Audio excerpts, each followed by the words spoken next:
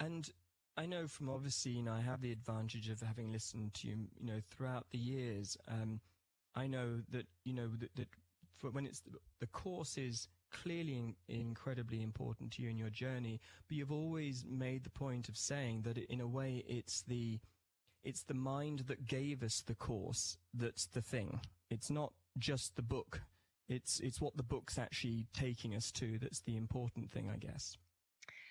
I remember hearing a story many years ago that I think is pretty common about the Buddhist. It's a Buddhist tale about many people pointing at the moon, and how with the mind of ignorance or fear or ego, whatever we would call it, we concentrate on the pointed finger, whereas we should be pointing at the moon.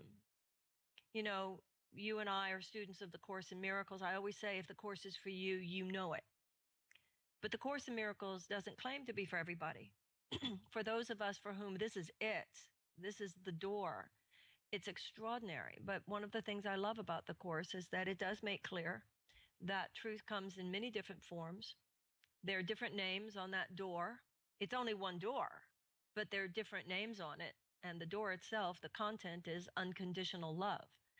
So I think that that's the point about the book, not making the book itself God. It is the practice of the principles in the Course in Miracles, which gives us the experience of God. As a matter of fact, and that, of course, is that we love one another. I don't know if you know this story, Robert. You probably do, but maybe your listeners don't. It's one of my favorite Course in Miracles lore. There were two people, of course, that really brought us the Course, Helen Schucman and Bill Thetford. And there is a story about when Bill Thetford was living in Marin County in California. He died, I think, in the early 80s. He was living in Marin, and he would go, I think, to a daily Course in Miracles group. And one day he walked into the group, and they said to him, Bill, we're so excited that you're here because we're having an argument. And we've been waiting for you because we really have passionate disagreement here about this particular page and what it means. And Susie says that that paragraph means this, and John says that this paragraph means that. And we've been waiting for you to come and tell us, what does this page mean? Because we are really at each other's throat about this. And Bill Thetford gave an answer, which to me is so essentially A Course in Miracles. Do you know this story? No, I don't. No, this is great. His response was, oh, wow, I would tear out that page. Oh. I love that. Don't you love it? Oh my God. Don't you love it? In other words, if it would keep you from your brother, chuck it. Yeah. And look at what profound implications that has for the history of religion. How often religion has been used to separate us, but spirituality is used to bring us together. And I just thought that answer was so beautiful. I would tear out that page. I love that too. It's the, through my experience with the Course, I've always wanted to pay, my absolute respect to the book, but also just to be able to say to people as well, let's not make an idol of the book. Right. That's exactly the point. Yes. Yeah. It's, when I'm with the Course, I feel like what's really happening is it's a bit like I feel like it's almost like a tuning fork. When I hold the Course in my hands, it delivers me to my right mind. That's the feeling I have about it. And it's trying to convey that, I guess, to people is, one of my sort of greatest wishes, because that's certainly been my experience, of just being with the Course. Having it in my life helps me just to come back to my right mind. Marianne, I wondered, though, how did you know that the Course was for you? What was it about the Course in the early days that got your attention? When I first saw the Course in Miracles, the Christian language was off-putting to me. But then 1 year later, when I revisited it, I was in such pain I didn't even notice the language. And of course, in reading the book, I saw that this was not the Christian religion and so forth. It is traditional Christ-centered language, but used in obviously very non-traditional ways. The Course in Miracles says religion and psychotherapy are at their peak the same thing. And the Course is a psychological training. There is no dogma, no doctrine. It teaches us, it trains us on an attitudinal level to relinquish a thought system based on fear and to accept instead a thought system based on love. Now, what the Course in Miracles did for me, you talked earlier about how you had been in India and you had done all this other seeking, but then when you got to the Course, you knew the Course was the path for you. I similarly had read a lot and sought truth in many different places. Now, I'm not saying the truth wasn't in those other places, because there is one truth spoken in many different ways. But for me, just as for you, someone for whom this was the path for my lifetime, the thing that made all the difference was that I got, when reading the Course in Miracles, something I had never gotten before. And that is that the door to peace lay in my forgiveness and love and reaching out in compassion to the person in front of me. That there was no relationship with God that was separate from my relationship with other people. That this is not about belief, but experience. And I would only have the experience of the peace of God to the extent to which I sought to be an element of peace in the lives of others. What that means is that it was as though I was walking up a huge flight of stairs. But I couldn't open the door at the top of the flight of the stairs. It was like there was a huge cathedral that lay at the top of the stairs, and as much as I had bloodied knees and bloodied elbows from climbing up those stairs, once I got up to the top, I couldn't open that door. And what the Course in Miracles revealed to me was, you will unlock that door when you love and forgive the person in front of you, no matter who they are, or the person you're thinking about. When you know that every thought of attack is a sword that's towards anyone is a sword that's dropping on your own head. And when you know that your willingness to see the innocence in another person, therein lies your capacity to experience your own innocence. That to the extent to which you are merciful towards others, you will feel God's mercy on you. When I learned that from the Course in Miracles, that changed my life. And that to me makes so much sense when I, think of, the times I've heard you speak, over the years, how you've always called for us to commit to healing ourselves, but to see that self-healing as a part of the healing of the planet, that this isn't just about us. This is about all of us, the one self that we all share. Well, absolutely. The Course in Miracles says that the heaven is entered 2 by 2. Once again, you cannot have the experience of inner peace unless you are seeking your best to be a vessel of inner peace in the life of someone else. Because ultimately, what we come to understand is that nothing, the Course in Miracles says, one day you will realize that there is nothing outside you.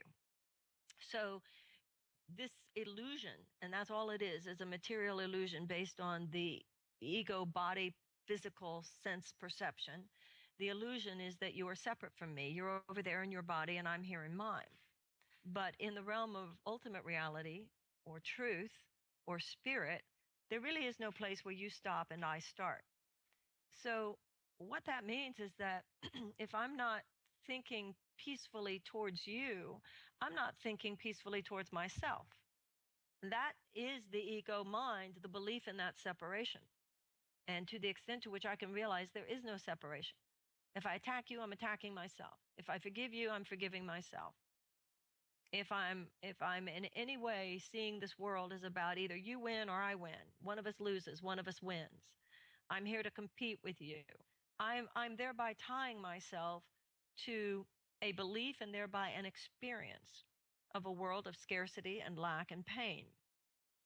But if I, as the Course in Miracles says, extend my perception beyond what my physical senses perceive to what the spiritual eye, the spiritual mind knows to be true, then I enter a different world. And even more importantly, I invoke into my material existence the reality that rules in the spiritual realm.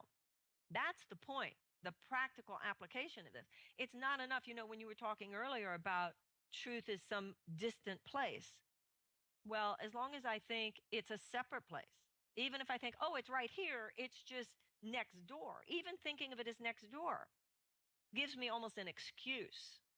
But if I say, it is my responsibility in this moment to download the thinking of the spiritual realm. I love how in the Course in Miracles it says, Jesus is someone who lived on the earth, but thought only the thoughts of heaven.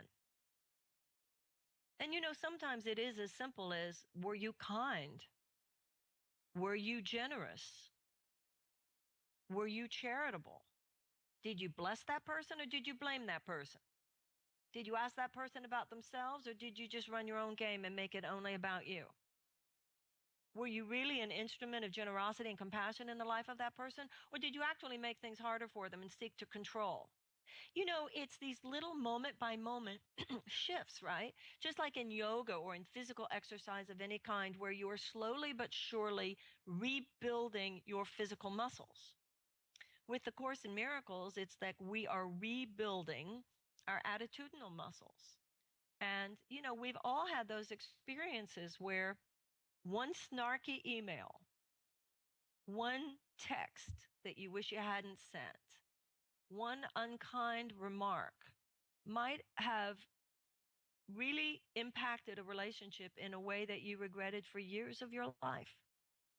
So this idea of training yourself, and of course it goes beyond just being a nice person, because that is important, of course, but that kind of think, oh, just be more positive, be nicer, that's fine and that's good, and that's certainly the teaching, until you get to the point where your wounding and your trigger based on childhood or whatever it was is so great that you, in the current state of your being, literally do not have the capacity in a particular moment, in a particular circumstance, to be quote unquote nice, to be quote unquote loving, and feel that you're still getting your needs met.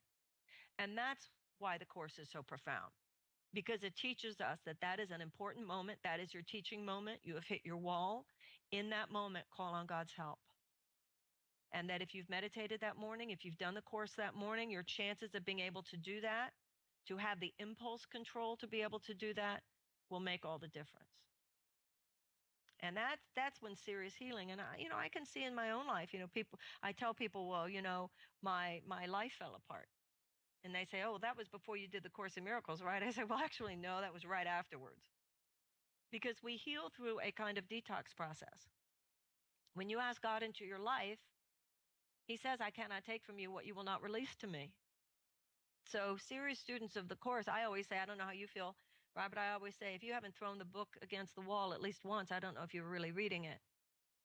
Because it will show you your own internal demons. It will show you your own internal monsters. You've asked for God's healing. Out of God's mercy and grace, the teacher, whether you call it, the internal teacher, the Holy Spirit, is going to put a magnifying glass up to you. And it's going to say, this is going to show you who you are at the moment, the choices you make in thought and behavior. This is going to be painful, because you are going to see how you have caused the consequences in your life that you do not wish. And this Course is about choosing again. So these moments when you behave in the way that does not serve you, when you think in the way that does not ultimately serve you, it's going to become glaringly clear to you, these mistakes. But if you are present for this and you are conscious and you are doing the Course and you are seeing, in my defenselessness, my safety lies. Into his presence would I enter now. Forgiveness offers everything I want. Only what I am not given can be lacking in any situation. If you take these principles and they are like, how in the Course it says they are tools in your problem-solving repertoire, then what I found, and what everybody I know who does the Course has found, is that sometimes slowly, but definitely surely, you go through the journey of seeing where you're allowing fear to guide your thinking. There's that marvelous part in the Course where it says, every thought you think, you are either host to God or hostage to the ego. And the way I see the journey, Robert, it's like, first I make a big mistake and I won't even admit to myself that I have anything to do with this disaster. Then you're reading the Course and you get to the point, you go, okay, well, maybe I have something to do with it, but you're still not conscious enough to be able to stop your crazy thinking and behavior.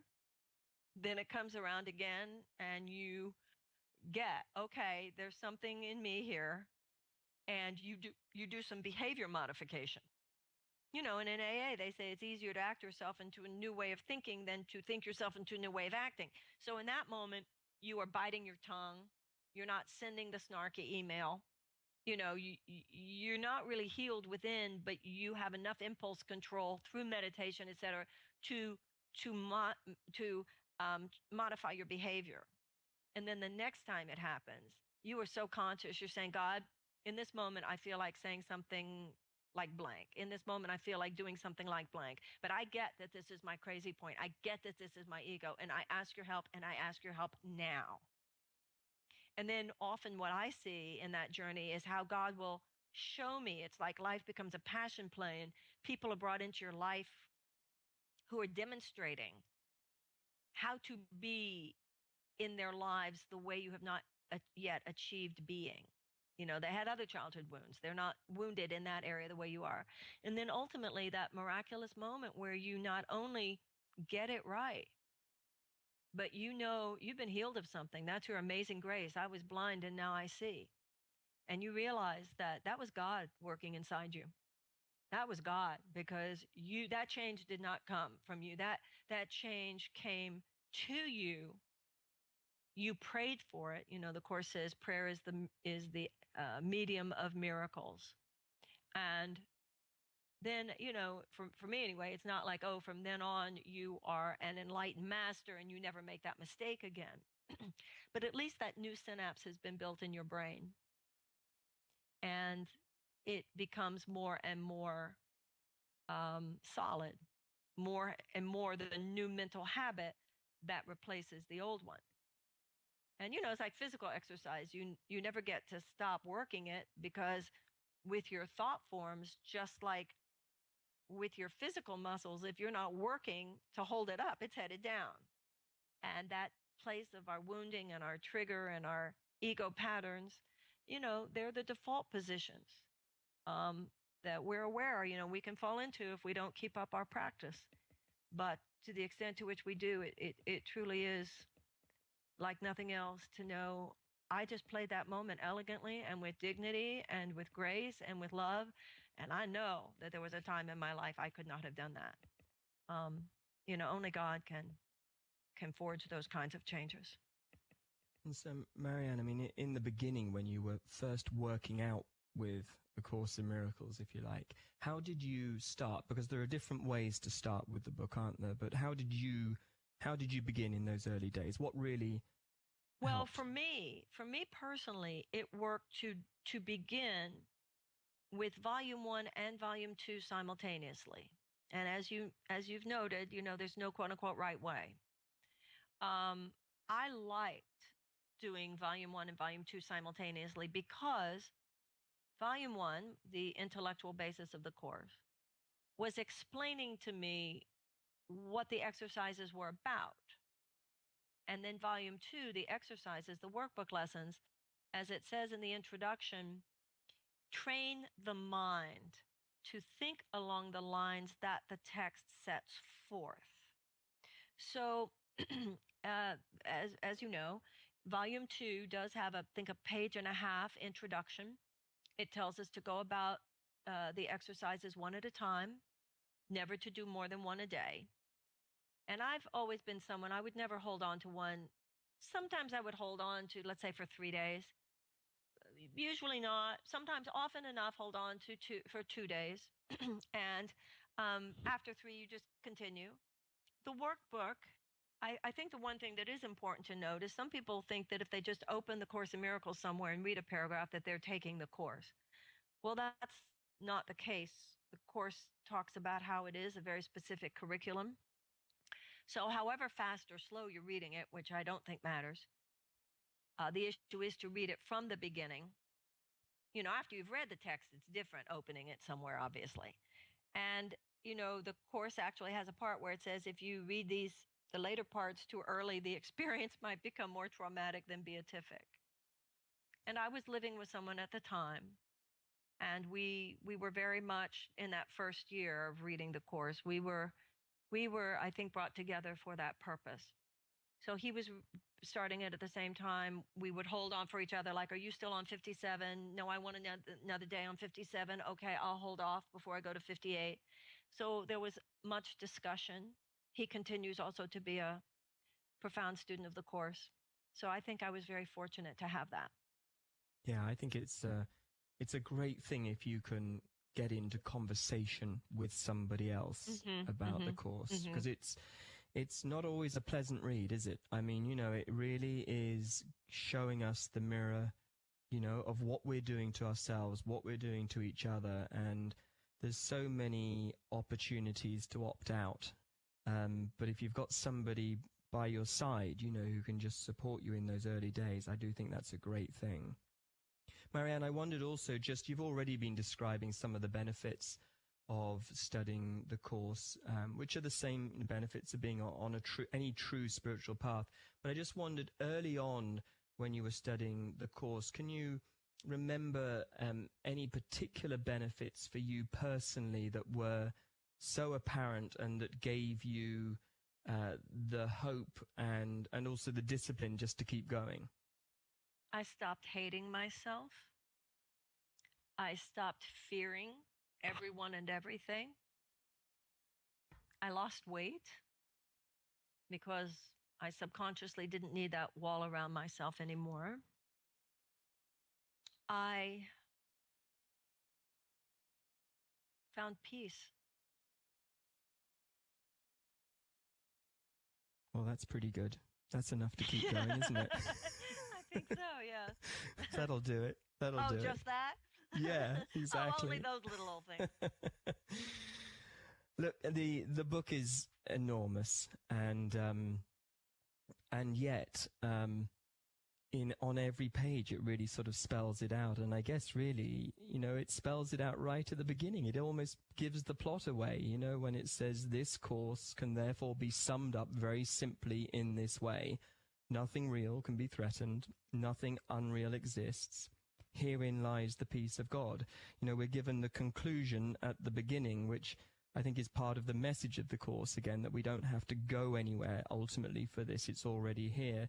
I just wondered if you could just speak to me about these lines in particular. Nothing real can be threatened. Nothing unreal exists. What does that mean to you, Marianne? Well, I don't think that this is interpretive. This is just what the Course says. Love is real. It is indestructible. It is who you are. The beginning of your life is, as the Course says, not a beginning. Your physical birth is not a beginning, but a continuation. Your death is not an end, but a continuation, because love is real and cannot be threatened. Nothing you've ever done or not done has changed the essence of who you are. Nobody else's opinion changes the essence of who you are. Nothing real can be threatened. It is indestructible and it is eternal, because it is the mind of God and you are an idea in the mind of God. Everything else is a mortal hallucination. It is an illusion produced by the mind in a moment when it is separated from God, when it is taking a detour into fear. And that is what the primary mortal experience on this planet is for people. It is a product of thought separated from God. But the Course says nothing real can be threatened and nothing unreal exists. For you to know that, quote unquote, herein lies the peace of God, knowing that allows you to, in any situation, get the love here is real. And everything else is just a hallucination we're having. Sometimes you'll be in an argument with someone, right? And it's someone that you love, and you go, I can't even believe this is happening. that is because part of your mind is aware this isn't happening. We have fallen into this dream state together. And if you're a student of the Course in Miracles, you're more likely to say, this is not even real. Let us join in a moment. And if the other person will not join with you in that moment, that's okay. Even one person, the Course says, whoever is saner at the time, can bring the Holy Spirit into the moment and say, I know this isn't real, but in my mortal experience, I'm so trapped in this, and I'm so hurt, and I'm so angry, and I feel so betrayed, and I want to separate from my brother, and I want to attack, and I want to defend, and I feel such a victim. In this moment now, I am willing to see this differently. I know intellectually that nothing real can be threatened and nothing unreal exists, but that's not how I feel right now. God help me. Holy Spirit, open my inner eye. I am willing to transit out of this nightmare and into an awakened state where all is peace and love. And then, whatever it takes, the other person, because all minds are joined, gets it. You were given a word to say, the phone rings, a song comes on, something, and you'll notice, like, within a short period of time, oh my God, the conversation just shifted. Something's different. A man told me recently, a Course in Miracles student that I know, who's been studying it for many years, he told me a story about his ex-wife. He said, we were on the way to the airport. This happened apparently many years ago. He said, we were on the way to the airport and she was screaming. She was really, really angry at me. She was hysterical. She was out of control. And I didn't know what to do in that moment. He said, I'm driving. We're on the freeway, and she's just completely gone. And he said, I simply wished her peace. I didn't know what else to do. I simply chose love, and I wished her silently. I just wished her peace.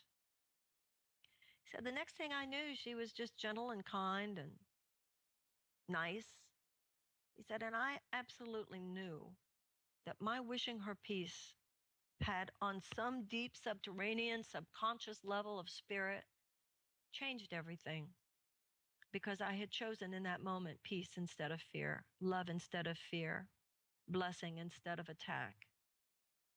And I always remember that story. I thought it was so beautifully stated. And I guess that's what the Course is describing as a miracle, essentially. Absolutely. Maybe it'd be just good if we could just to cover what a miracle is exactly. What is a miracle? Well, the Course in Miracles says that a miracle is a shift in perception. And that story, once again, what an interesting example of that. He could have chosen to just sit there thinking how much he hated her, what an angry, out of control, crazy woman she was, all the catalog of blame I'm sure he could have come up with in that moment, or all the catalog of self-hatred he could have come up in this moment.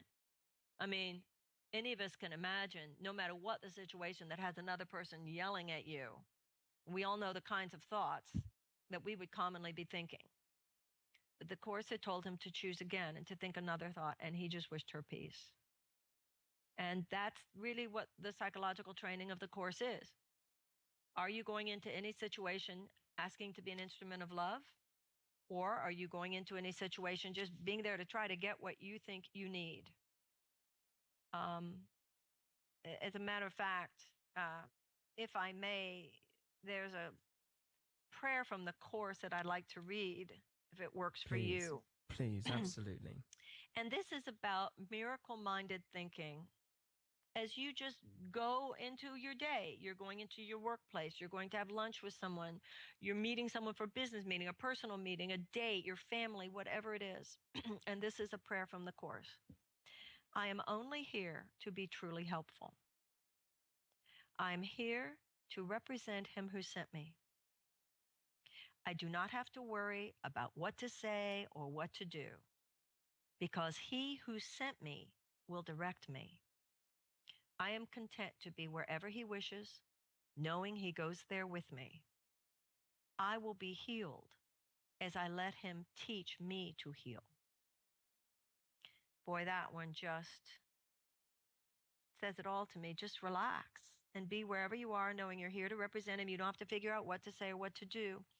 And another phrase in that one that I love is it where it says, I am content to be wherever he wishes, knowing he goes there with me. That's a big one in the Course, because when it says God goes with me wherever I go, because God is in my mind. I mean, you were talking before, you mean I don't have to go to India? I don't, not, which is not to say you're not led to go to India, but the idea that God is so close, God is in your mind wherever you are. You could be in prison. God is there with you because God is in your mind. And you could be on the most gorgeous beach somewhere, in the most gorgeous physical circumstances. But if you are, through fear-based thinking, separating yourself from God in your mind, i.e. love in your mind, you cannot be at peace. Marianne, I think it really was when I was studying the Course that I finally began to really allow this awareness in, that when I was praying to God, I wasn't praying to something outside of myself. Mm-hmm. And to the point you made before, it wasn't that the Gita wasn't telling me that and the Upanishads wasn't telling me that. It was just that I was now ready to hear it. And for some reason, I could hear it from the Course. There's another amazing line, I think, in A Course of Miracles, where it basically says that, we think that the kingdom of heaven is within us, but technically the word within is not necessary. Right, is and, us. And I love that, because for me that also takes us, what I realize about inside and outside is that inside and outside is a body metaphor. We only talk about in and out because we're still identified with our bodies. Right. But the Course is trying to say, God isn't even in you. This is your original state.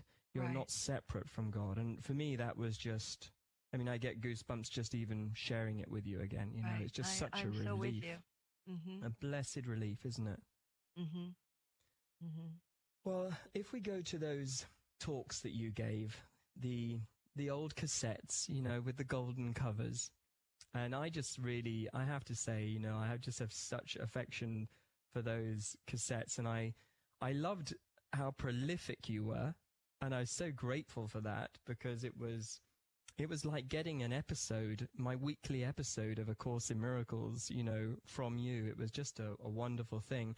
At the beginning of each talk, you would do a visualization based on a golden arc of light.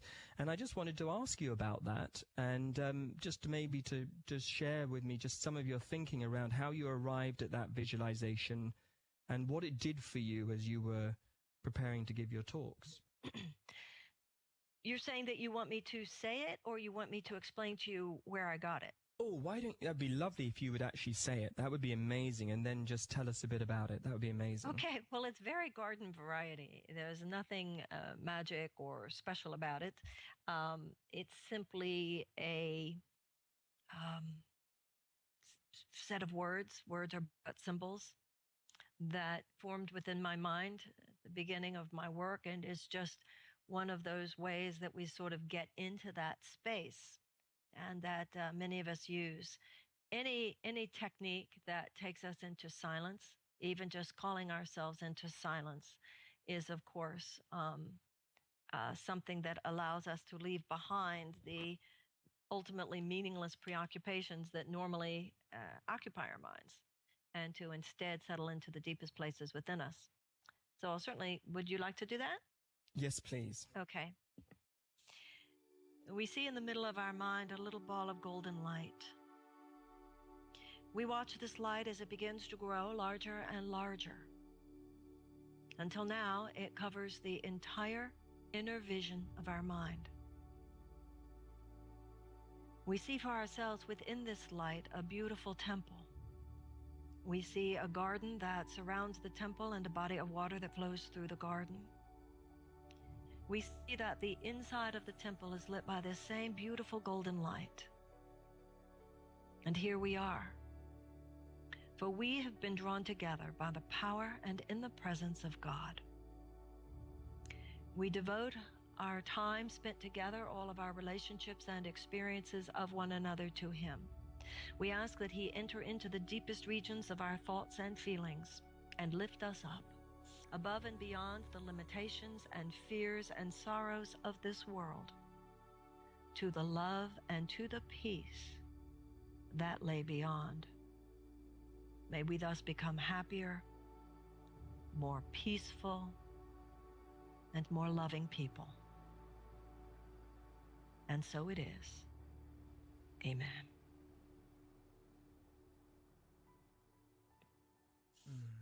Thank you. And then I just start talking about whatever, then that takes us back to that prayer.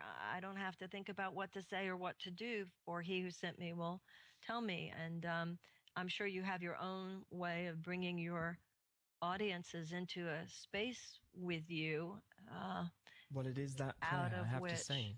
It's good, that prayer, good. The prayer on page 28. I think of it as the miracle prayer. I don't know what else to call it, but for years and years, I just always in my mind begin, I'm here only to be truly helpful.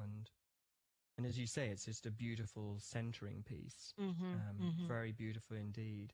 But the inspiration for your attunement, I mean, I know that there is the golden arc of light that's mentioned in something called the Forgotten Song in the text of A Course in Miracles. Was it partly derived from that, or did it come from somewhere else? I'm just curious. Beyond the body, beyond the sun and stars, past everything you see and yet somehow familiar, is a golden arc. This is so beautiful. Oh, so beautiful. Yeah, is an arc of golden light that stretches as you look into a great and shining circle, and all the circle fills with light before your eyes. The edges of the circle disappear, and what is in it is no longer contained at all. The light expands and covers everything, extending to infinity, forever shining, and with no break or limit everywhere, anywhere. Well, that's obviously the issue that my prayer, how albeit less eloquently, portrays that golden light. Boy, this is a beautiful paragraph. Gosh, thank you for pointing that out. I'm marking that big time. Gorgeous, gorgeous, gorgeous. Yeah, it is beautiful, isn't it? I know. Yeah, I was just curious as to, well, not on a conscious level, but clearly on a subconscious level, absolutely. Because my prayer is exactly describing that. But it's also, I just feel like it was, to me, also just a great teaching, the fact that you would open each talk with an attunement, because I think, and again, this is what the Course is asking us to do over and over again, is to almost, I think, before the Course, I used to think that I had to invoke something. I had to get something to arrive from somewhere else to be here with me now. And I began to see that that was an old style of spirituality for me. And it wasn't about invoking anything. It was about attuning to what is already here. And that was why, I just felt was, so beautiful with how you would make that attunement at the beginning. And then away you would go. I mean, it was... Well, it's like a flower blossoming. The Course in Miracles says liberation is not a bursting out. It is a gentle melting in. And so, like you said, it's not that the words are outside me, dear God, give me the words. It's rather the words are inside me. Dear God, so fill me with love that those words automatically come to my lips. Also, I want to point out, because you have so kindly talked about the old cassettes, those tapes are still available. I don't want people to get the impression they can't get them anymore. No, that's a good point, because now they're all on CD and... Yes, and you can download, and you can go to my website, of course, or to Better Listen, and all that stuff is available. So if people are interested, they're still there. Yeah, absolutely. And as relevant as ever as well. I mean, Thank absolutely. You. No, absolutely true. In terms of the workbook, are there any lessons in particular that you can point to which you could say, oh my goodness, that was a real turning point? Or maybe a lesson that you go to every now and then for some extra inspiration, Right. Because when you've been doing the Course for years, sometimes, and this year I have actually started at the beginning and gone all the way through, but some years I don't. I just open it wherever because I've been doing it for so many years. And the one let's say if I'm traveling and I don't have my course with me, or I don't have my phone with the app with me or whatever, one that I find myself going to just as a kind of general place to rest within myself is, into his presence would I enter now. This is a day of silence and of trust. It is a special time of promise in your calendar of days. It is a time heaven has set apart to shine upon and cast a timeless light upon this day when echoes of eternity are heard. This day is holy, for it ushers in a new experience, a different kind of feeling and awareness. You have spent long days and nights in celebrating death. Today, you learn to feel the joy of life. This is another crucial turning point in the curriculum.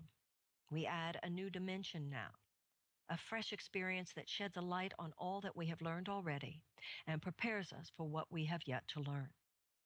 It brings us to the door where learning ceases, and we catch a glimpse of what lies past the highest reaches it can possibly attain. It leaves us here an instant, and we go beyond it, sure of our direction and our only goal. Today it will be given you to feel a touch of heaven, though you will return to paths of learning. Yet you have come far enough along the way to alter time sufficiently to rise above its laws and walk into eternity a while. This you will learn to do increasingly, as every lesson faithfully rehearsed brings you more swiftly to this holy place and leaves you for a moment to yourself. It's beautiful, so beautiful. It is so, so beautiful. Yeah, and just, I love just that, into his presence would I enter now. Right. It's so centering, isn't it? It's so centering. Well, before I read the Course in Miracles, and I think this is true for anybody until we find a genuine spiritual path, we feel we're living in a random universe. We feel we're at the effect of just random chaos. And how can that not terrify us? But if you realize that to the extent to which God has dominion in your heart, you will feel in dominion in your life. I mean, that's extraordinary. If I don't give dominion to God in my heart, then I'm not connecting to my source, and I just feel completely at the effect of all this craziness happening in the world outside me. But if I place that on the throne of my consciousness, which is the higher mind, the higher self, God by whatever name, then we walk through life in a different way, knowing that we're not here at the effect of a chaotic universe. The universe is God's love for us. There's that beautiful part in the Course, and I don't know exactly where it is, but it talks about how the sun is shining for you, the flowers are blossoming for you, the breeze is softly, gently blowing for you. This is all just for you. I mean, when you see yourself at the effect of chaos, you have one experience of life. And when you see yourself as loved and adored by all that is, then you have a completely different experience of your life. And that, to me, is what the Course is about. As you're talking, it's actually, you're reminding me of one of my sort of favorite go-to lessons, which is lesson 75. It's "The light has come." And it begins, I've got it here in front of me, it just begins, "The light has come, you are healed and you can heal. The light has come, you are saved and you can save. You're at peace and you bring peace with you wherever you go. Darkness and turmoil and death have disappeared. The light has come."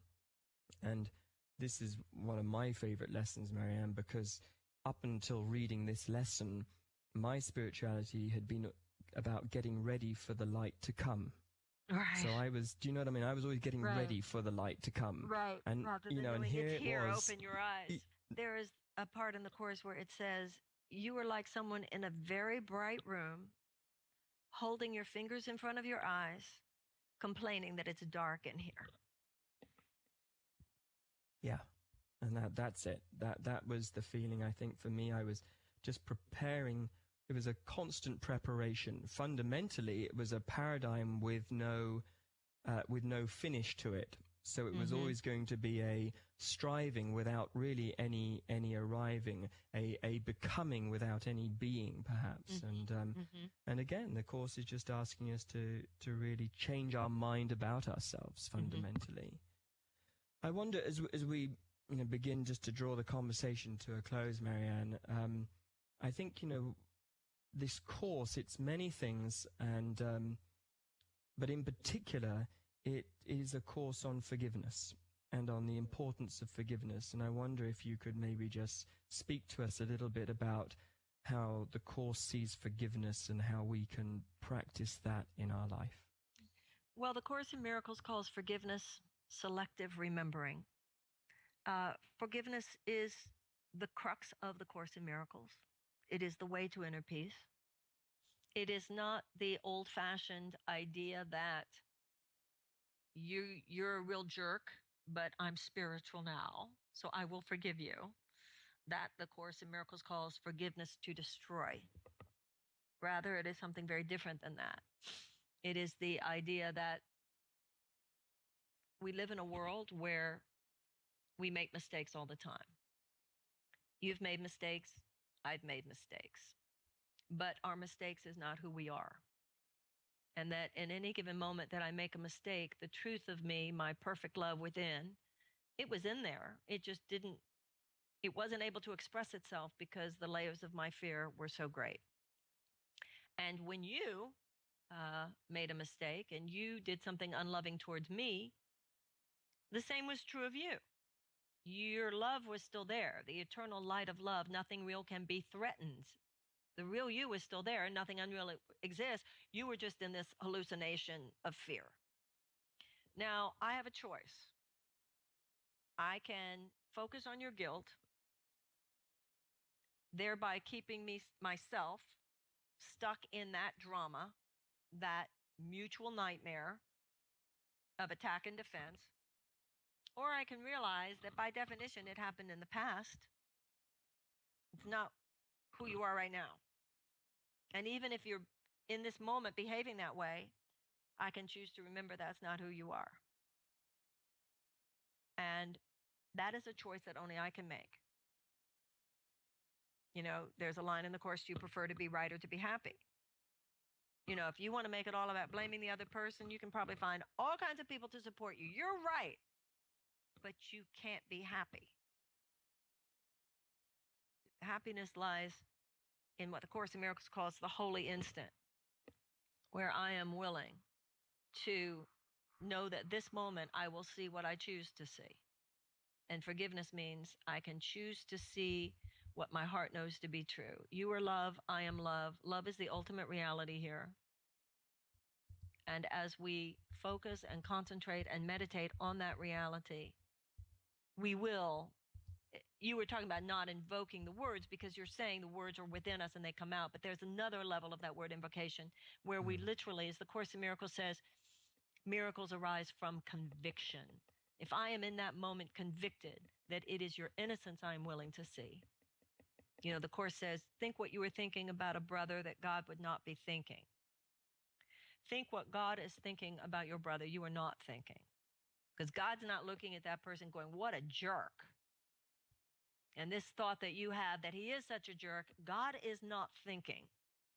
And unless and until your thinking is aligned with God, you cannot be happy. So to me,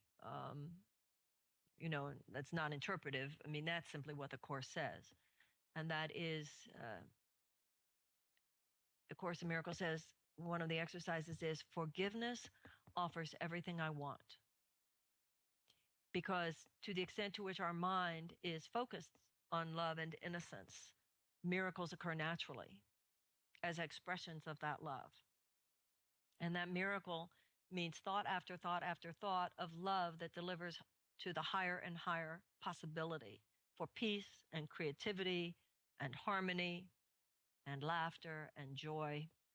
The Course says the purpose of our lives is to be happy. And what could be more powerful than that, It really feels to me that, forgiveness according to the Course is so much more than an emotional reframe, cognitive good behavior. I think we've been given forgiveness really as a spiritual path, really, for this shift from fear to love.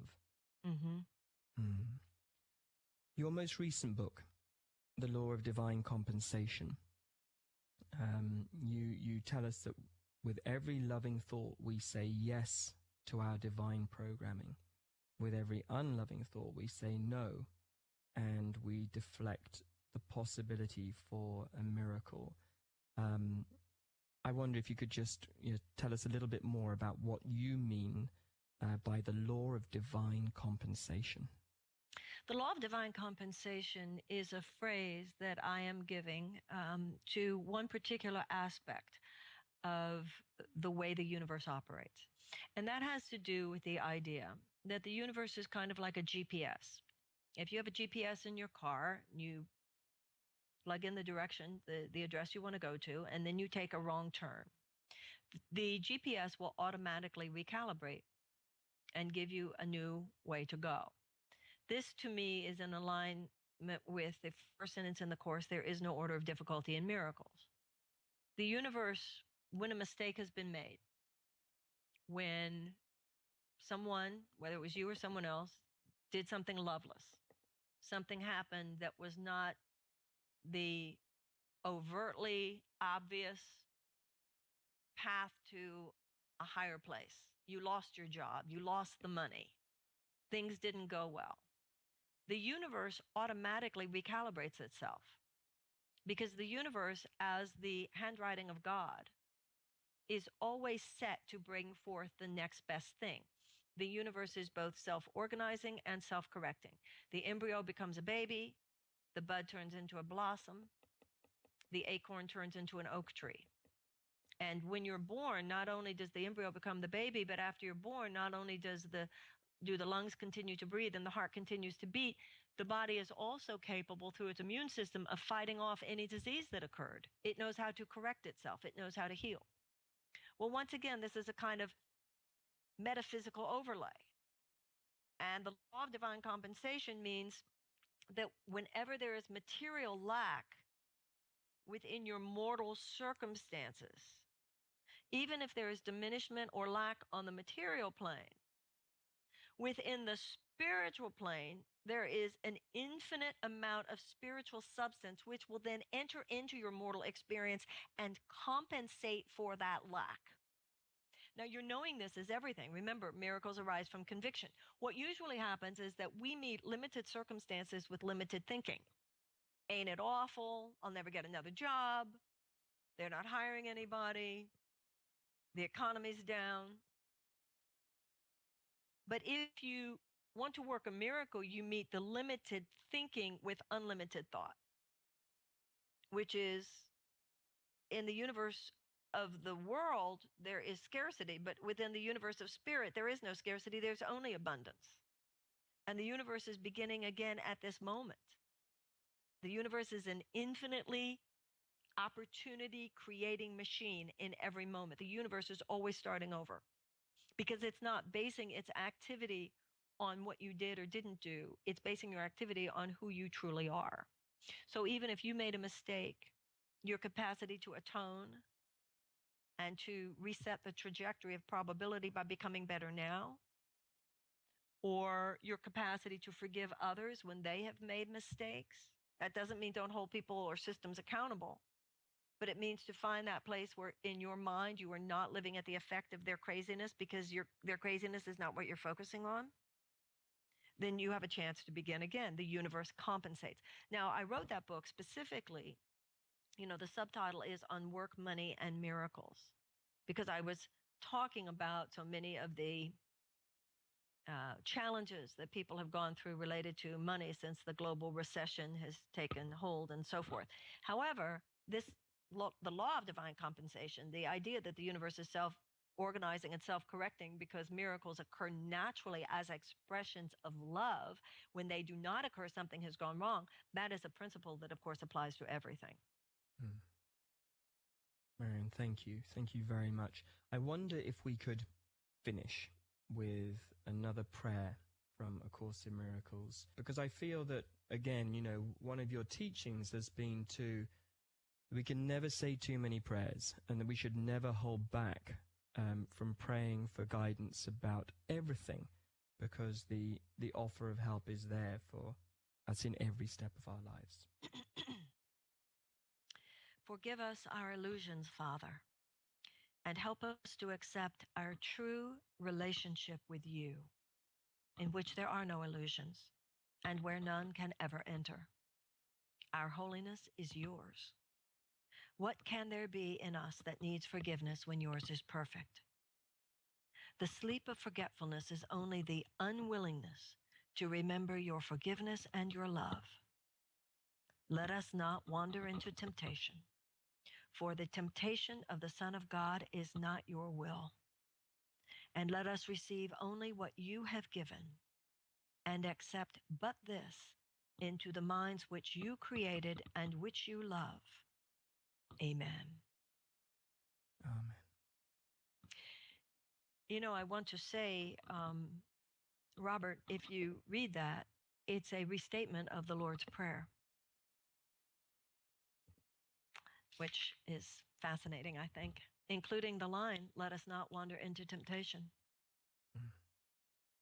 I really thank you for having me on your program. It's great to have a conversation with you anytime, but the idea that there might be some things that we talked about on this call that would be helpful to other people is really, it's a joy, and I hope we do something like this again sometime. Marianne, thank you very much indeed. Thanks for joining us for this 2013 Hay House World Summit interview. We hope that you found it inspirational, uplifting, and educational. This is a global event, and we're glad that you could join us as we make the world a little smaller.